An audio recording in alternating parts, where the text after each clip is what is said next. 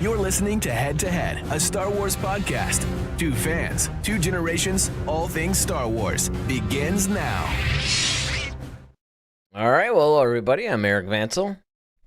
And I'm Daryl Sanders. And we're your hosts for this show.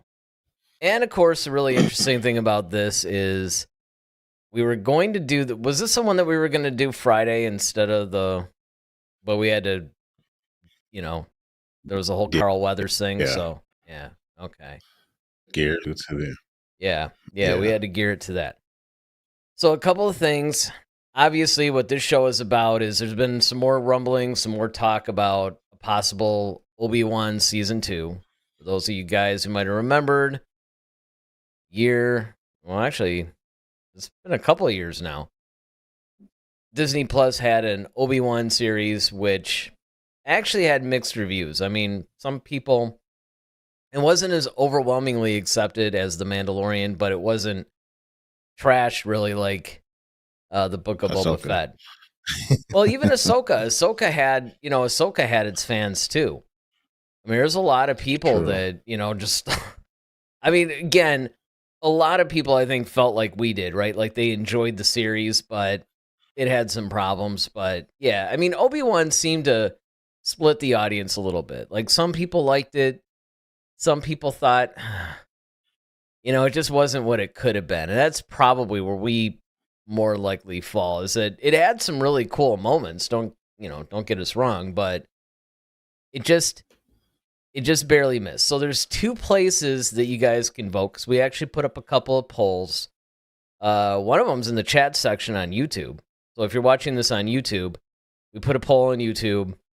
We already had one person vote. Should Obi-Wan get a season 2? The person that voted so far said yes, so 100%.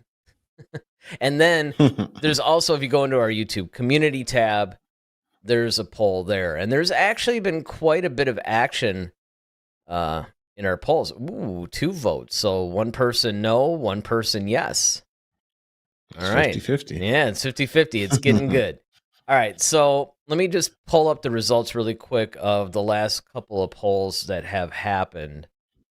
Actually, we even already got a comment on the poll in the community tab, the Pirate Nation, who comments on a lot of our stuff. Says, I'm saying no because Kenobi has been through enough with Disney. That's actually funny. Actually, you could say that about Star Wars, honestly. Yeah, as a whole, yeah. Yeah, basically as a whole, it's like, look, so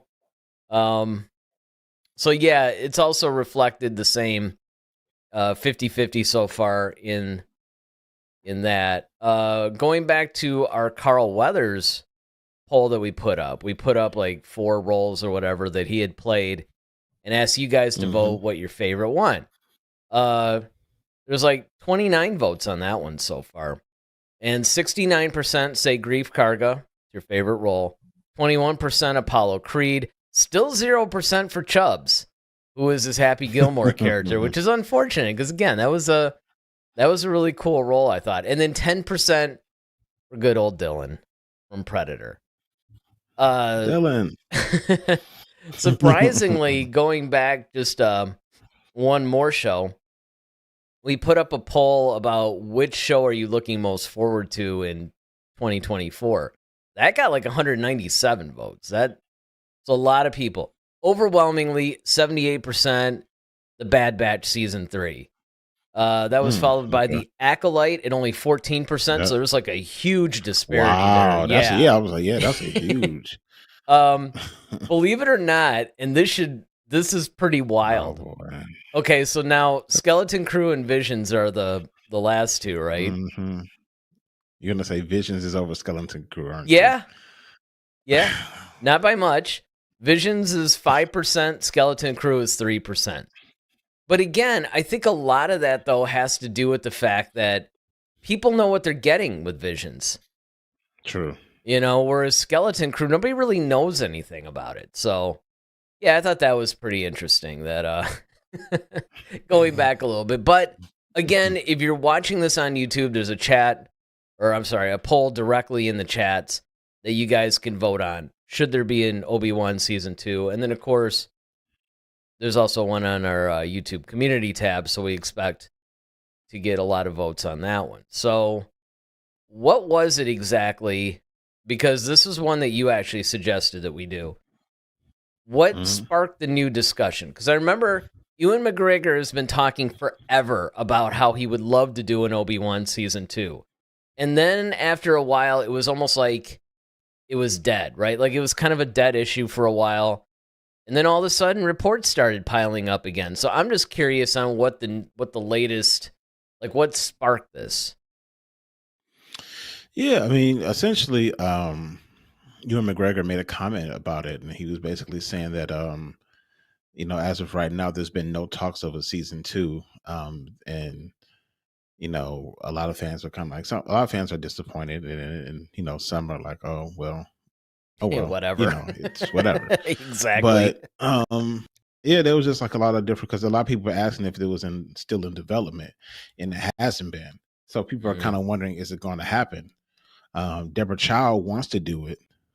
In fact, before season 1 wrapped up, Ewan was already kind of talking to her about like, yeah, we can go through this for season 2. Like he already kind of had some of his plans of his own, some ideas that he wanted to take the character for season 2. So, here we are. And I guess ultimately the question is, at the root of it all, do we need a season 2? Well, that's what I was going to say. If go ahead. I'm just saying, do we need a season 2? And if so, then like, where could the story possibly go? That's going to, I don't want to say compete, but in a way it's going to have to compete with season 1, because it's like, okay, you had this big climatic battle between he and Vader again, so it's like, okay, well, where do you go from there? That's going to be as interesting as that whole setup. Well, and again, this is where we basically get into the discussion now, because my thunder was stolen a little bit, because that was basically what I was going to say, right? Because I mean, obviously, and this goes along with our poll question, is okay, we know that Ewan McGregor just for some weird reason really wants to make another season of the show. And of course Deborah Chow wants to, because if I'm not mistaken, Obi-Wan is the only, well, I take that back. Maybe Ahsoka was like that too with Filoni. But I know Deborah Chow has a unique position in the sense that she pretty much was the showrunner for Obi-Wan. She directed all the episodes. Did she write them, or did Filoni write them? I'm trying to remember. It's been a minute. I don't think she wrote all. I don't either. She wrote all of them. But she did direct them all. And so she has obviously like a sense of ownership to this thing. So it makes sense that she would want a season 2. But just like you basically brought up, where are they going to go? It's like, okay, I know that they want there to be a season 2. And I would really be curious on what Ewan's ideas are, because he's not really the type of guy, you have to remember, right? When the prequels ended, he enjoyed his time doing it, but he was definitely ready to move on. And I remember when there was talk of an Obi-Wan film, he wasn't really outright saying he wouldn't do it, but he was not as enthusiastic. And then all of a sudden, it seemed like something, like there was a shift out of nowhere. Maybe it was after one of the celebrations and that got him recharged. I don't know. But the point is, he all of a sudden really wanted to play this character again. And thus, Obi-Wan was born. Because, again, it was supposed to be a film, then it was going to be a trilogy of films, then it got knocked down to a Disney Plus series, which is fine. I mean, I would have preferred it be more than 6 episodes, but, it was all right. It was fine. But the question becomes, though, yeah, okay, great. You guys want to do it. You're all energized again or whatever. But it's like you said, should there be a season 2? Because where are you going to go with the story? Now, again, we did say that about season 1. Remember, we were worried about the whole retconning of episode 4 in a way. Yeah. Like, with some of the dialogue that was in there, it's like, I don't know if you can really, reconcile that with episode 4. Like, you have to really be careful. Miraculously, they actually did it. I mean, much to, I think, both of our surprise, he didn't just fight Vader once, he fought him twice. Yeah. I was worried about what would happen if he fought him once, and this guy fights him twice. So, I don't know. I think that, just putting my opinion out the gate, I don't think they should do a season 2. I think if they were going to do a season 2, I think that should have been planned from the beginning. Once again, goes back to the whole planning thing for Star Wars. Let me just stop you for 1 second, because you bring up a really good point that I want you to expand upon. Do you actually think, though, that they didn't plan for it? Because it sounds to me like Deborah Chow had always planned for it, at least in her mind, and Ewan seems to be going that way too. It's almost like the roadblock is Lucasfilm, not the creatives involved in it. Let's put it that way. So, I mean, do you really think that it was never really planned, though? I don't know, because it says that McGregor has attributed a slow going process on Obi-Wan season 2 to a lot going on at Disney, and he's not wrong. Of course, Lucasfilm very recently announced Mandalorian and Grogu movie, in addition to the development of both Rey's Star Wars New Jedi Order and Ahsoka season 2. This is of this year and next year's releases, including The Bad Batch season 3, The Acolyte, Skeleton Crew, Tales of the Jedi season 2, Andor season 2. Star Wars has a lot on their plate, and Obi-Wan season 2 simply isn't a priority. Mm-hmm. So it just seemed like it's really a thing. And this is what I mean. So I think if they were if it was already planned for, honestly, I don't see really Obi-Wan going past 2 seasons, really. Oh, definitely not 2. After 2, no.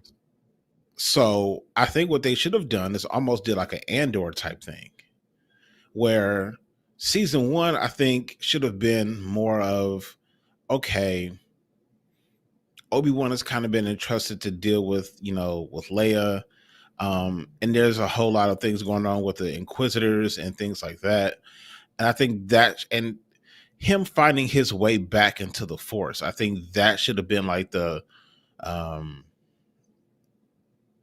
backdrop of season 1, and just showing like what's going on in the galaxy, him finding out that Vader and that Anakin is Vader, and he's hunting him, he's looking for him. And there's just that whole cat and mouse thing, like where they almost kind of come in contact with each other, but they don't.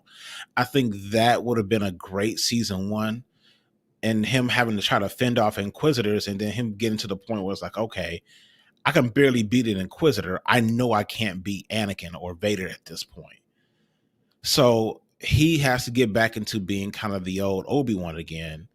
And then maybe in season 2, now you end it the way that now you have those 2 scenes that we saw in season 1, and make that season 2. So if it would have gone that way, then perfect. But now, after you've already, you faced Vader twice, all right, so now what? Because anything else after that is kind of going to be anticlimactic. It's like, okay, it still wasn't Vader, so, and it wouldn't make sense for him to fight Vader yet again before episode 4. I mean, you know what I'm saying? Like, so they might not have to, though. There is a way out. There is a way out of this. Again, I agree with what you're saying, first of all, that season 1 really should have been, especially at only 6 episodes. Part of my problem with it, actually, was it felt a little too rushed. Like he could barely fight, barely use his lightsaber, and it. I mean, mm-hmm. I will say this, though. I will preface this statement by saying this before I get into it further. I think for the limited amount of episodes that they had, and the fact that they needed to get Obi-Wan from point A to point B in order to make this believable and make it work, they actually did a pretty good job with that.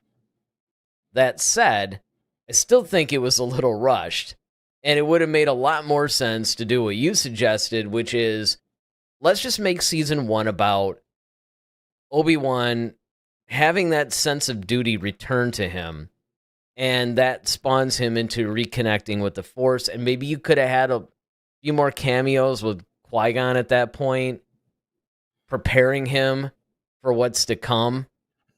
Yeah. And they could have really have done something cool and just really get into it, right? And then when season 2 comes along, okay, now that's where some of the action stuff could have been. And like you said, there could have been multiple duels, or maybe like a season finale duel between one of the Inquisitors or something. And that was a big moment where he realizes, like, maybe earlier, like by episode 2 or something, he could barely fight the Inquisitor. But by the season finale of season 1, he beats that same Inquisitor. And that's kind of the revelation that, ooh, Obi-Wan's back. Mm-hmm.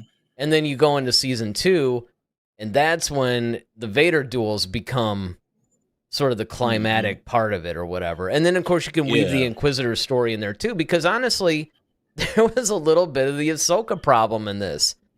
I began to wonder, is this really about Obi-Wan? Because it kind of seems to be about Moses Ingram's Inquisitor, the third sister or whatever, right? Yeah. So I'm kind of like, I'm not feeling it. But here's the way out. And because, look, this is all us retconning things and saying, well, here's what they should have done. So instead of doing that, okay, we've said that. Now we could talk about what they could do if they still wanted to resurrect this whole thing and basically save it and say, okay, look, we want to do a season 2. What can we do for season 2? So season 1 was basically focused on Leia. And if you remember at the end of the season, that's when you see him watching over Luke.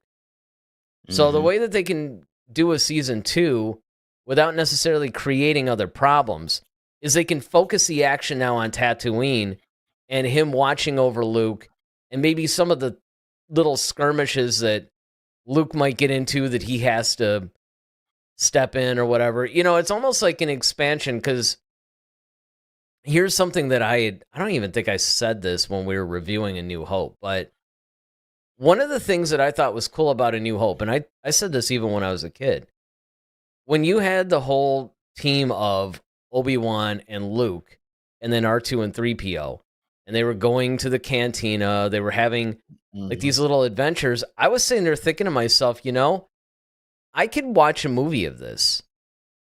You know, if they actually wanted to focus on, I don't know, for lack of a better term, the adventures of Luke and Obi-Wan, I could get on board for that. So if they wanted to make a season 2 to where, okay, at the end of season 1, you see him watching over Luke, and that's kind of your setup, and then you go into season 2 by saying, all right, now we're going to concentrate it on Tatooine, and it's going to be pretty much Obi-Wan looking over Luke, also having to fight with Owen about his influence. So he has to balance watching over Luke, but yet not tripping Owen out. I mean, there's some things they could do. Yeah, I mean, I'm not saying you can't craft a story and it not be interesting, I guess. But at the end of the day, though, it's like, what's going to be the climax of that, though? It's like, okay, well, the Vader. Well, you're right. And you see, and that's my whole thing. Yeah, see, well, and that's what I'm saying. Okay. Like you don't have that in your pocket anymore. And that's now. I don't know. To your point, to your thing earlier. To your thing earlier, I would say, and I think you were on the right path for season 1, is if you did it more like, okay, him finding out how to commune with Qui-Gon earlier, and him having to kind of go and have those conversations about failure, about the Jedi, and then losing Anakin to the dark side. And then, of course, learning that the power to actually, you know, give yourself over to the Force, you know, whenever you want to, essentially. Yep. You know, it's like, okay, you know, that trick that we eventually see him implore in episode 4. So I think that would have brought a lot of relevance, and then Qui-Gon could have actually helped him get back to really being connected to the Force like he should. And Qui-Gon kind of serves as that guide. And it's like, okay, well, as my last, act as your master, here's what Yoda was talking about. The power to, like, you can actually give yourself over to the Force to the point where, you can escape death. You can cheat death in that manner by just, doing this. And it's like, oh, okay. And, you know, now we have the setup for season two. So now he kind of has that in his back pocket. You know, at first, when he first fights Vader, he thought about using it. And then he was just like, no, not yet, Right, And yeah. then like, okay, but he takes some L's on that, and he still gets burned and whatnot. But then, okay, the second battle, okay, they really go after it, and he's thinking like, okay, I could be crushed by these rocks, but no, I still have to look after Luke and I gotta get out of here. He fights Vader, he wins, as everything happens at the end of season one in real life. And then, of course, now it makes sense that, like, all right, when in episode 4, when he does it, he realizes, like, look, I'm too old to keep trying to fight Vader. And you know what? I could actually do more for Luke as, a specter, if you will. So, and I think that would have been, but once again, they would have had to have planned it that way. And I think that's the problem that I hope they're not going to try to do, is force a story or shoehorn something to season 2 and it sucks. And then, okay, great. Now we get more crappy Star Wars again, because once again, lack of planning, and you just trying to shoehorn a bunch of stuff together to hopefully appease us as fans. And it's like, no, what we really want, it's a good story, and that has a very good beginning, middle, and end. And without Vader to cap off the end of that again, like, it's almost kind of like, Well, what they could do, honestly.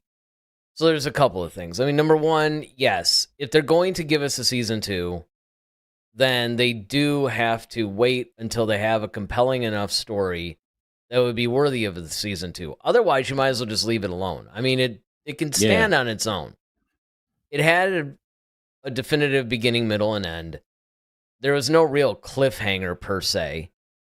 But if they were going to do a season 2, not only could they could do what you were saying, but in a different way, though, when you compared it to Andor. One of the things that Andor is going to do in its upcoming season 2 is it's going to time jump quite a bit.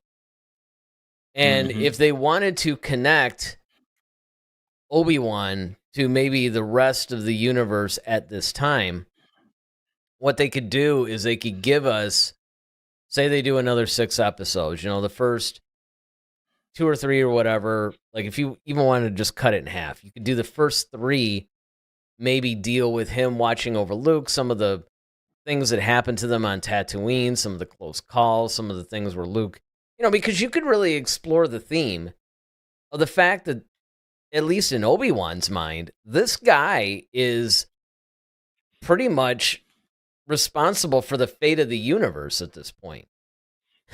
And the weight that comes with that.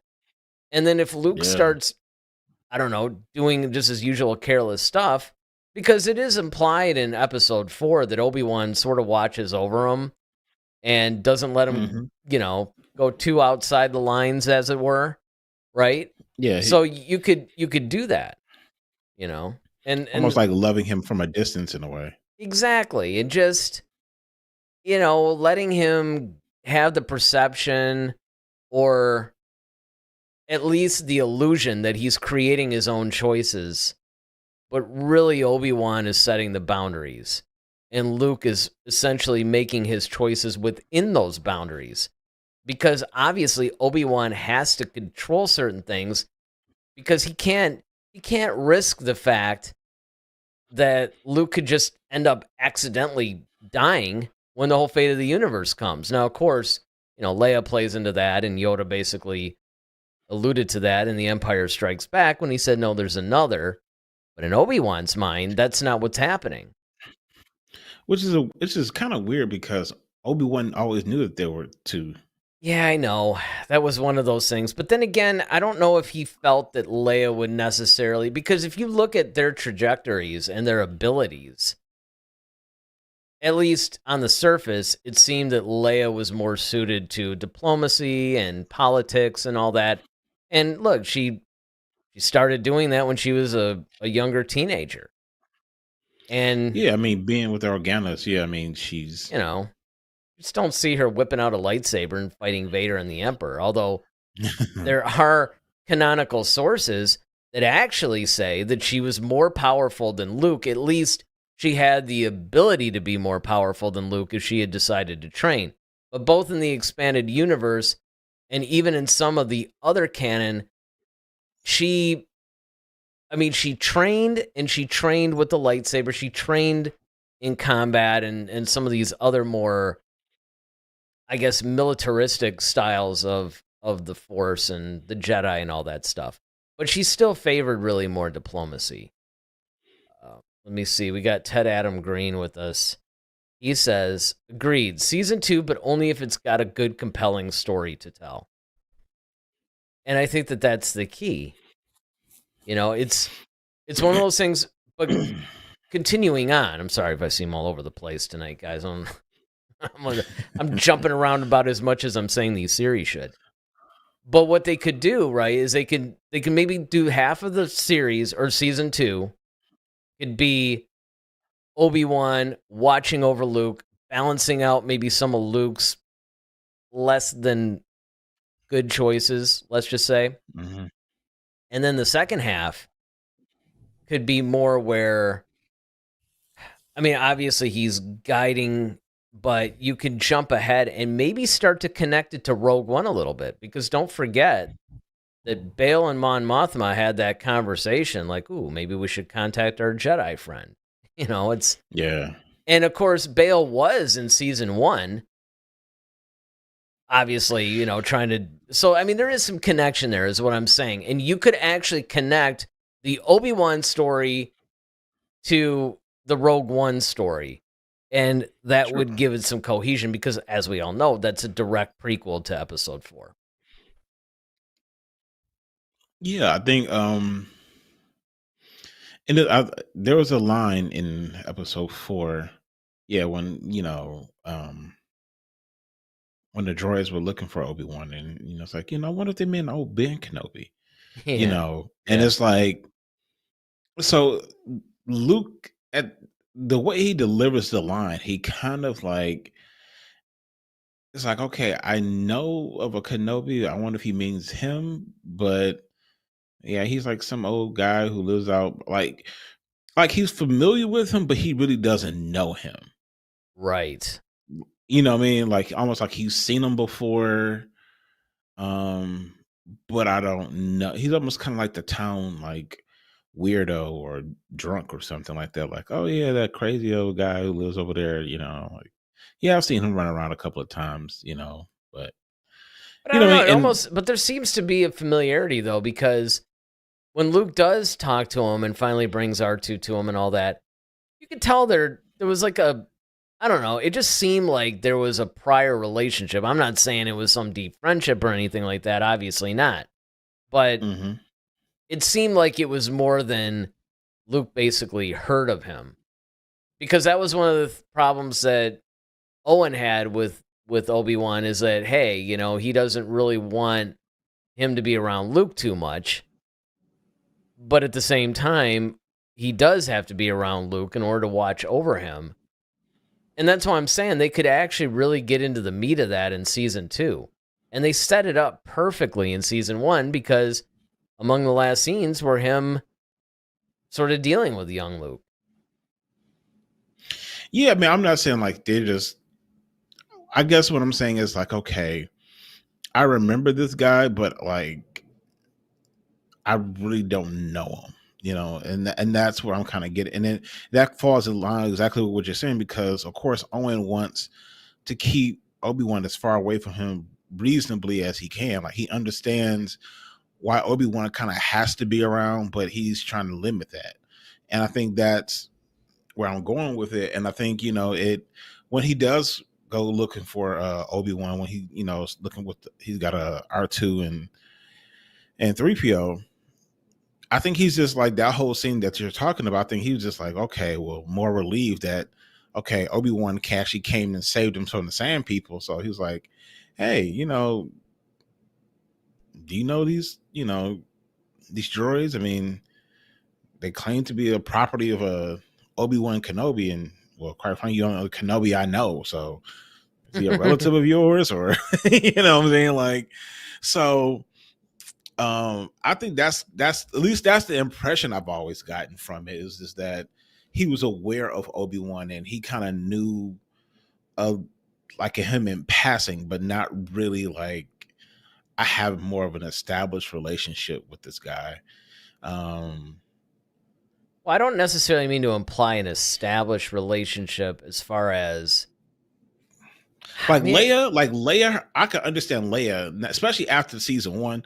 Leia Sure. should definitely have, and that's, you can see why she was well, and like, she yeah, does. She does. yeah, in that's what I'm episode saying. 4. Like, yeah, Obi-Wan, yeah, she thought Obi-Wan Kenobi, like, yeah, she knows exactly who he is, and it makes sense because, for Christ's sakes, they've been riding around with each other, the whole. Well, she sent the message to him, and see, the reason why I think that they Right. had to establish that in season 1 is because they had to go, well, how does Leia know him, right? And why would she send him the message?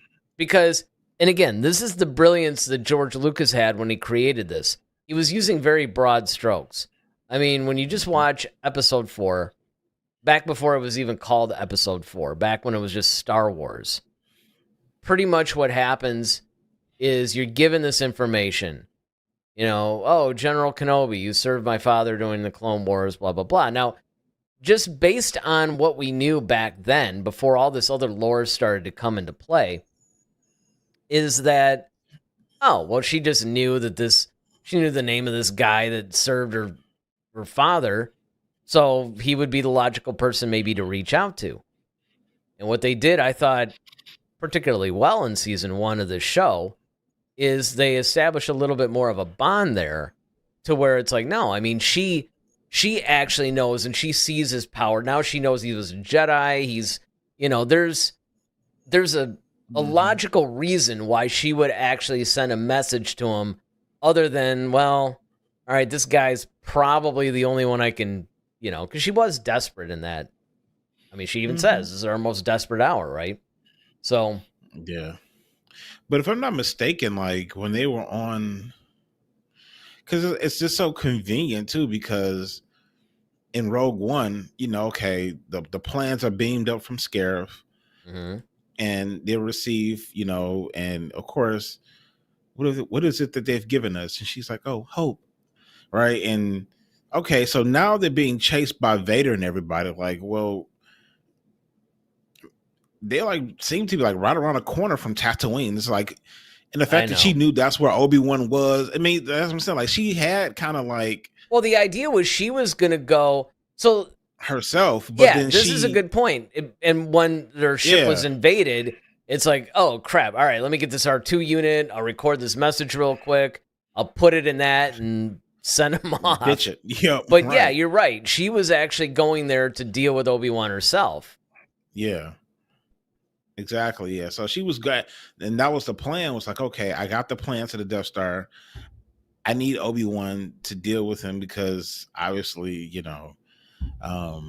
of who he is and what she's, the relationship they've established already. And, of course, once again, it shows how smart and cunning that Leia is, because not only did she was like, okay, we're right by Tatooine, but she was like you said, she recorded a whole message, then placed everything basically in R2, and then sent it in an escape pod, which they knew they would scan, and there would be no life forms in there. Right. So it just seemed like it's just like, okay, just maybe it's a malfunction of them being attacked or whatever. And, so once again, it was all clever. Of course, Vader was just like, I don't know. Yeah, it's a little, it's like, yeah, I don't know, man. There's that coincidence thing. That's almost where the Family Guy thing is. It's kind of like, I wouldn't be doing my job if I didn't, Exactly. Right. Exactly. So, yeah, I mean, I think that, of course, season 2, of that, of Kenobi, it would just be. I'm like I said, I'm not saying you can't tell cool stories out of that. I think you can, and a lot of it's to your point, Eric. Like I think you could talk about the adventures of Luke running around and Obi-Wan's kind of having to, pull his butt out the fire. Like, hey man, you got to be careful out here. You can hurt yourself, or and Hmm. you know, people could, you're more valuable than what you realize. Just playing those little hints out there, like, but Hmm. not really saying much. Right. But It's like, hey there, you muscly arm. Herbert. I know. I'm just kidding. But oh man, when he picked him up with the force and started tickling, yeah, Oh, that was just. that was so creepy. I mean, to make that's just like the perfect thing, right? But But yeah, I really think that you could tell some cool stories, but I just think that if you're trying to butt that up against like the great ending of season 1, like where are you going to ultimately go? The only way I can see it possibly is if you bring in Qui-Gon to start teaching maybe Obi-Wan that stuff. That's the only thing that would be almost as compelling of an ending, so to speak. Because we did see at the end of season 1 when they were white, he's like, okay, we have a lot to talk about. We got, Mhm. some stuff to go over. So to that, you can kind of like, all right, that might be an interesting way out, but to me, will be the only way.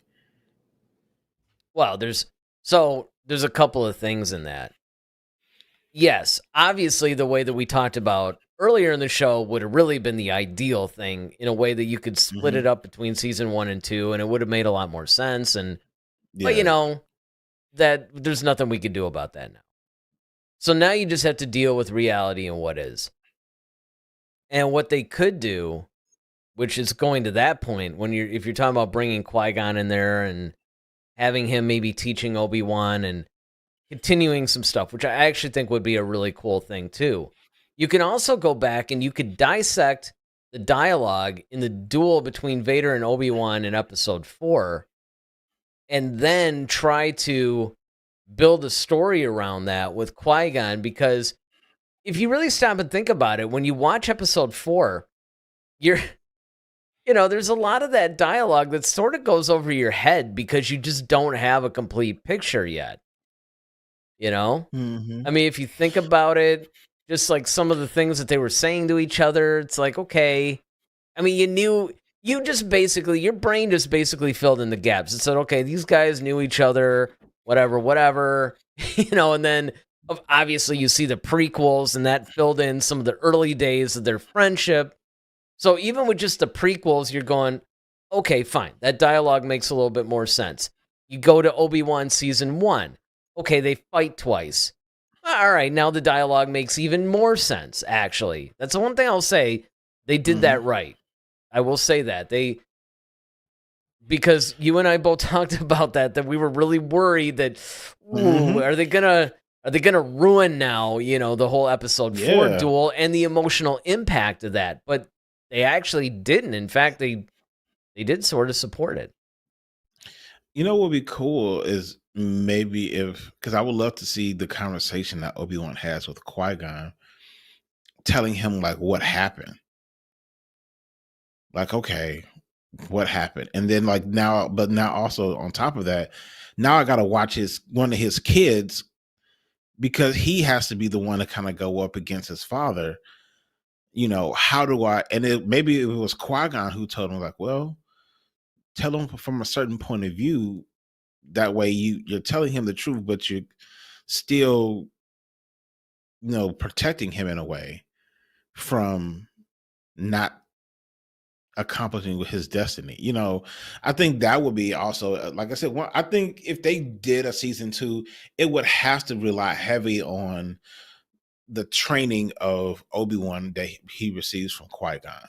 Well, not only that, but it would also be a really nice bookend to the relationship between them that we saw in episode 1. Now it's almost like that whole Luke and Yoda scene in The Last Jedi, where now Yoda is dealing with Luke as a grandmaster, like kind of a fellow grandmaster, not where he was when they last saw each other. And so now Right. you And could so say the same now thing, right? Obi-Wan and Yeah, he's a Obi-Wan and Jedi Qui-Gon are both master. master Right. now. Yep. Exactly. So now you can do Yeah. that kind of master to master thing. And yeah, I mean, it would actually be funny. It's like, all right, listen, you're going to have to lie to him. Out and out lie. There's no sugarcoating this. But here's what you say. Here's how you spin this if he ever like asks. Right. It's like a PR. It's like a public relations manager. Exactly. Right. He's constantly like writing all this stuff. All right, here's what you do. Now, if he says this, say this, you know? He's like the speechwriter for the president. It's like basically like the first thing that Obi-Wan says, you know, is like, all right, how come everybody else survives like all these lightsaber hits? You get stabbed and, you know, it's over for you. And they could explain that because one of the ways that you can retcon, because I mean, let's face it, that's what we're all doing here. One of the ways that you can explain that is very much what happened in episode 4, is that Qui-Gon was like, okay, now instead of, you know, maybe using the Force to hold on and heal myself until I can get some help or whatever, now I'll do the Force Ghost thing. Because this would be the appropriate time. Although why he never actually appeared to Anakin while he was growing up and starting to turn to the dark side, they had to explain that a little bit, I think. But that makes sense though. It makes sense that why Qui-Gon didn't show up, because one, I mean, Qui-Gon really wasn't his responsibility. I mean, Anakin wasn't Qui-Gon's responsibility after a while. Like once he died, I mean, it was all on Obi-Wan now, so it's Obi-Wan's responsibility. Well, and I guess you could spin it by saying that because of that. But see, this is the problem I have with the Star Wars franchise, though. I mean, not to get on another. Let's get into it. Another rant or whatever. But look, I mean, I get that, but then at the same time, it's like, look, this kid's supposed to be the chosen one. One's going to bring balance of force and all that. Which, of course, even Qui-Gon, who was the big champion of that. It's like, look, if you're a Force ghost and you see Obi-Wan's dropping the ball a little bit and you are the guy that Anakin ultimately respected and brought him into this whole thing, and the whole fate of the universe is dependent on this guy, I think you would just, I don't know, maybe appear every once in a while and just try to set him straight a little bit. Now, granted, that might freak him out at first because nobody knows about this Force Ghost thing. Well, I think, but that's the whole gag, though, because now Qui-Gon is one with the Force. He kind of has to adhere to like the destiny part, because or the will of the Force, basically, right? It's kind of his destiny. Like he has to go. It's almost like medicine. Like it has to get worse before it gets better, type thing. And so, in order for him to really become truly that, he has to become Vader. And I think that's what we saw in Ahsoka. I think that's kind of what part of what Anakin was trying to teach Ahsoka in the whole world between worlds scene. Was basically like he was struggling between the two, and he was like, I've realized I've mastered both now. Like I can merge those two entities of light and dark together and be completely myself. Whereas, before it was like, okay, he had to be so dogmatic to either side. Either I have to be completely light or I have to be completely dark with Palpatine. And it's like, okay, but I'm kind of stuck in this whole kind of weird conundrum of who I am as a person. And I think that's the reason. And everybody's been kind of telling me like, okay, well, you got to be this and you got to be that. And it's like, well, why can't I be both? And we kind of saw that. And I think that's what kind of opened Ahsoka's eyes up to things like, okay, and sometimes you do have to go through those things in order to realize that. So that might be part of why Qui-Gon had to stay. And you have to also remember, it also would diminish Obi-Wan's training too, because he had to learn how to be a master. Well, yeah, So but it's like if he no, but and actually, it was something that you said a lot earlier in this that I never really thought about, but it actually makes more sense than even the second half that you were talking about.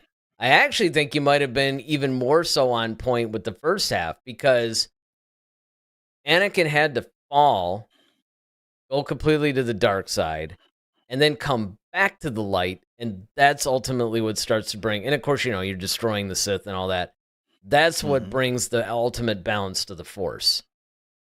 That's something that I never really thought of in that way. But yeah, there is that. And then, like you said, I mean, Obi-Wan did have to learn to be a master, and Qui-Gon does have to follow the rules of the will of the Force. So there is definitely that. But look, there had to be a point. Oh, he probably definitely wanted to. I mean, I'm sure there's like multiple things where, Qui-Gon's like, oh man, he's just like blowing this whole thing. I mean, it's like watching a game at home. You're just like, no, don't throw the ball. Oh, come on, man. Like, why would you throw it over there? He's probably looking at all this. Or, like, that's perhaps why don't you kick a field goal or two instead of going for it, maybe? Just saying. Just, got to make, for example. Campbell. Yeah. Right. But I mean, that is a legitimate thing, and it does make you wonder that. But see, that's something that they can explore and establish, actually, in season 2, is some of these rules that govern the Force Ghosts. Yeah, that's. I mean, you make a very valid point, because if it also to support that, it goes to Empire when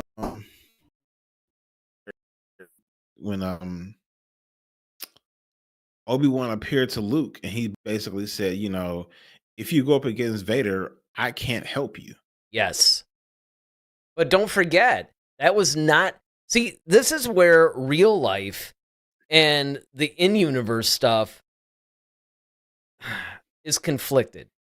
Because the original script that Lucas had for Return of the Jedi when it was Revenge of the Jedi, in fact, that might have been why that was the title, was he was actually going to have it to where, Luke is... It's sort of the same thing up to the point where Luke is getting zapped with the Force lightning. And then what was going to happen was, in the original draft of the script, Yoda and Obi-Wan appear as more solid Force ghosts, if you will, and they actually go and start fighting Vader and Palpatine and destroy him. So it would be interesting, though, to see, like you said, when he actually said that line, you can now, given what we know about it, right? Because obviously that original draft didn't happen. We have what we have. So you could go into that. You could explain, why would Obi-Wan say that? What are some of the rules? Because obviously Obi-Wan knows the rules because he became a Force ghost himself. Yeah, I mean, that's because was that in the book, or was it? I think it was a book or a comic or something like that, where like Obi-Wan basically told Luke, like, this is the last time I can appear to you, because that was an Heir to the Empire. So it was an expanded okay. universe novel. Okay. He basically appeared to him and said, look, this is the last time I can appear. I gotta, and that, right, with the expanded universe, they seem to have the implication that you have a finite amount of time. Yeah, there's a shelf life, exactly. By the way, our poll has edged up to 67% say no, 33% say yes, as far as should there be a season 2 of the show. Let me get this chat from Peter Griffin, who joins us. He says, it could go in a Ventress Quinlan direction, since Obi said his name in season 1. Yeah, I mean, they could. I mean, there's like a lot of different things if you look at both things that were established in the Clone Wars. Because don't forget, with the Ventress Quinlan thing, that was mostly in Dark Disciple, which was an unproduced Clone Wars episode. That's where they got that from. When Disney bought Lucasfilm and they just shut down the Clone Wars thing, they gave us that season 6 or whatever, that like 12 episodes that were basically in various stages of completion, and then they just let it go. Well, the rest of that season, because don't forget, Clone Wars usually had like 22 episodes or something. So there would have been 10 more episodes left. So what they did was they repurposed them mostly into novels. They did do some comics and things like that, but Dark Disciple was one, and Jedi Lost was another one. In fact, if you get Jedi Lost, it essentially reads like a television script. Mm-hmm. So yeah, they could do something like that if they wanted to. There are ways to do it. I mean, look, there's ways to do it, but it's what would make the most sense. And I think that we're onto something with this Qui-Gon thing where you basically use it at least for the first half. Because again, it also begs the question, well, how many episodes do you do? Do you do like season 1 where you only have 6? Do you do more of the de facto standard that's like 8, maybe 10? Or do you push into Andor territory where you're getting to 12 and then you could do 12. like little trilogies or something? I mean, there's all kinds of things they could do. Right? But what would be the smartest? Because in order to tell the type of story that we're talking about, that was my problem with season 1, is I think that that's another reason why I felt a little rushed. We even said this when we reviewed it, right? Like, well, if it had been like 10 episodes, maybe it would have been better. But see, that's why I also think that's why season 2 wasn't really a plan, because if that's the case, like you would, 6 episodes is really short. So it's like, you really didn't plan to tell, that's what I'm saying. Like, you don't plan on telling a long story here. Obviously, because you would have shot 10 episodes. Like you've been doing everything else. Yeah. Well, I think it was 8 mostly for the live action stuff. Like some of the animated stuff, I think was like 10 or something. And of course, Andor was 12. But they even said it was supposed to be like a limited series. They never said that about Andor, though. That's true. So it gives the implication that was supposed to really be it. Well, I think given the episodes, it makes sense. Right. In terms of the fact that it was supposed to be a film. And what they did was they expanded probably their ideas of the film. Because each episode, they didn't do like, I'm trying to remember. I know they had a couple like 40, 50-minute ones. I'm trying to remember if they screwed us over like they did some of the Mandalorian ones where they're like 17 minutes or something stupid. No, it wasn't anything that short. No, I think 30, maybe 25 to 30 was like the shortest. And then 40, 50, somewhere in there was probably the longest, maybe. But yeah, that's true. Because again, like I said, they were originally planning on doing an Obi Wan film, and then that turned into rumors that I don't think that was ever substantiated, but they were thinking about doing a trilogy. But even a trilogy, if they were all like, say, 2 hours apiece, that'd be 6 hours, right? Well, that's almost what we got. But I don't know. I just think that, again, to tell the story that they were trying to tell in season 1, they probably should have gone like 8 to 10 episodes, honestly, because it did feel a little rushed. I'm actually going to pretty soon, like either as soon as tonight or within the next week or two, I'm very tempted to rewatch the Obi Wan series. Because the problem is, especially since we're doing the show, a lot of times when we're watching these things, we're watching them for a review. Like I know a lot of times you and I would both do this where we would, like the first time we watched it, we would watch it purely as a fan and then go back and watch it again and, take notes on it and do a little bit more show prep. But right. It'd be interesting to do it where, okay, we reviewed it already. Now just go back and just binge it from beginning to end. Because that's another thing I wouldn't mind doing with Ahsoka, is that now that the whole thing is out there, would I actually view it differently if, one, I'm not watching it with a review in mind, and Hmm. two, I just go through all the episodes at once? Because I think with some of these shows, I understand the whole releasing one episode at a time on a weekly basis because it keeps people on the same page, and everybody is basically talking about the same things at the same time. On the other Hmm. hand, as you and I have both pointed out, these are very much like little films. And I sometimes wonder if it wouldn't give us a different impression if we just watched the whole thing as kind of like one giant film.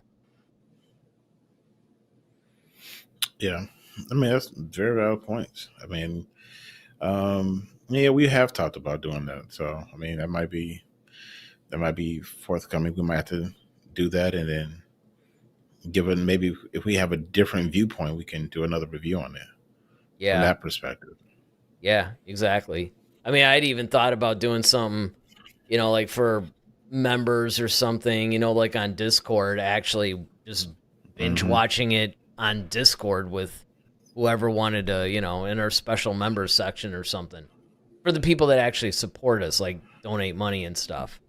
That might be kind of fun. I don't know. I'll have to see. There's all kinds of different things that we could do.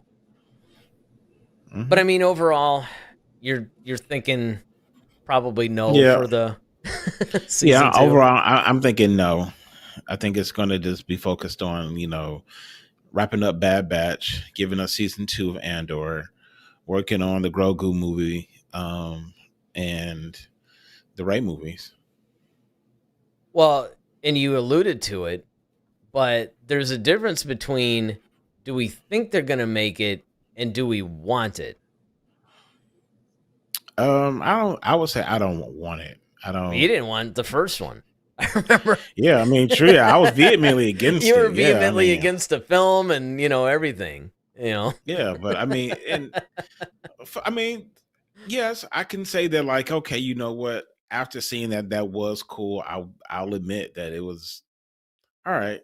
Did I really need it? No, but am I glad I had it? Yes. Yeah, kind of like Um, Solo in a way in that sense. right. Mhm. But for season 2, though, it was kind of like, okay, we got what we needed, in my opinion. So Yeah. now at this point, I feel like now you're just trying to either just appease Ewan or appease, whatever. I mean, unless you just have some just rocking story that you can just tell, I don't see it. Well, all right. So for me, I agree. I don't think it's going to happen. It doesn't seem to be a focus. If it does happen, I think it's a little bit further down the line. As far as do I want it, I'm probably going to agree that no, unless they came up with something really, really cool. I mean, there's a part of me that would love to see it continue if they actually followed some of the stories that we suggested or if they had something that was comparable. But the problem is, given their track record, I just don't trust them at this point to come up with a really Hmm. good, compelling season two. And I would much rather, as I said earlier in the show, season one stands. There's no like weird cliffhanger that, you're sitting there going, oh, well, it would be kind of nice to know what happened to what, whatever. It's like, no, they really tied it up fairly neatly, actually. So for that reason, I'm going to say no. I don't think I want a season two, only because I don't trust them to actually come up with a good enough story. However, if they could come up with a good enough story and that were established, then yeah, I wouldn't mind seeing more of it because I think that there is actually legitimately more that you could tell. All right, so here's the thing for all you guys. I see views, I see votes. What I don't see are likes. He likes. Yeah. So I'd kind of like to remedy that situation, given that I'm OCD and all. I usually like to, you know, just get some likes up there for us because it does help the algorithm and helps everything else. Again, our poll is still in the chat. You still have a little bit of time if you guys want to vote in that. And of course, if you pretty much are still thinking about it or whatever, there is also obviously the poll that's in the community tab, because a lot of our viewers actually don't watch live. They usually watch after the fact. Like after our live show's done, they always go back and they check it out then. So if you're one of those people that are watching this after the broadcast is over, then by all means go into the community tab and let us know what you think. Do you want to see a season 2? Do you not want to see a season 2? Put in the comment section why, and we can leave it at that. Now, you actually had a good idea for Friday's show. What was it? Top 5 favorite quotes? Yeah. Yeah. Top 5 or top 10 favorite quotes. Oh, you want to go 10? That's so many, man. I mean, all the movies, think about it. Well, there are. But, I mean, that's what makes it fun and makes it harder. You had to limit it to 5. Yeah. Plus, the way our show goes, we do the way our 5 show goes, man. You know, the way that we talk. Being 10, so yeah. Yeah. I think. Be 5. I mean, that's why I started like that. I mean, the 10 is cool, but it just, I don't know. Yeah. Because remember, see, 10 would work if you and I got together. Right. It was just like one list. But when it's both of us, then the top 5 thing, definitely works out. And by the way, if you guys missed it, again, we're still sort of reeling over the death of Carl Weathers, because that basically came out of nowhere this past Thursday. Friday, we actually did a tribute show to him where we talked about some of our favorite roles. We actually each did a top 5. What are our top 5 favorite roles? And it ended up being pretty cool. So far, it's been warmly received by everybody. So if you didn't have a chance to check that out and, you want to remember Carl Weathers with us, by all means, go ahead and check that out. All right. So, this Friday, 11 o'clock as usual, we'll be back. And we're going to each give you our top 5 favorite quotes. Now, I want you guys to start thinking about yours, because I want to hear them in the chats, or I'll read them in the chats. And, let us know what you guys are thinking, because like you said, there's a lot of sources. You can go comics. We'll open it up. We'll make it really tough. We'll open it up to anything. It doesn't just have to be movies. It could be anything. I mean, let's face it, it's probably going to be movies or TV shows. But, if anybody remembers a quote from some novel they read like 20 years ago, hey, go ahead. Put it in the comment section. And chat with us next Friday. I almost said next week. Friday night at 11. All right, so with that, I'm Eric Vansel. I'm Daryl Sanders. May the force be with you.